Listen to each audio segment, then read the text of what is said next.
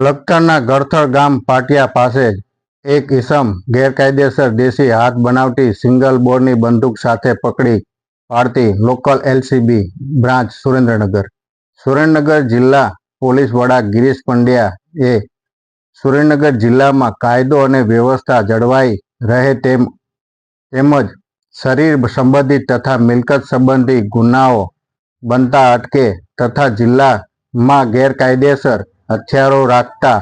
ઈસમોને હથિયાર સાથે શોધી કાઢી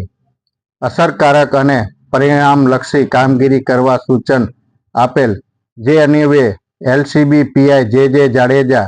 તથા પીએસઆઈ જે.વાય પઠાણ તથા પેરોલ સ્ક્વોડના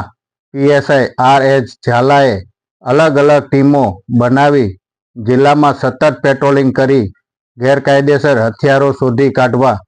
સૂચના અને માર્ગદર્શન આપતા એલસીબી તથા પેરોલ ફોલો સ્ક્વોડની ટીમો દ્વારા લખતર પોલીસ સ્ટેશન વિસ્તારમાં ડેરવાડા ગામથી સાંકર જવાના રોડ પર આવેલ ગળથળ ગામના પાટિયા પાસે ગેરકાયદેસર દેશી હાથ બનાવટી મઝલ લોડ સિંગલ બોર બંદૂક સાથે હકીમભાઈ ઈસબભાઈ બેલીમ રહે સાંકરને ઝડપી લીધો હતો. ઝડપાયેલા આરોપીને લખતર પોલીસ સ્ટેશન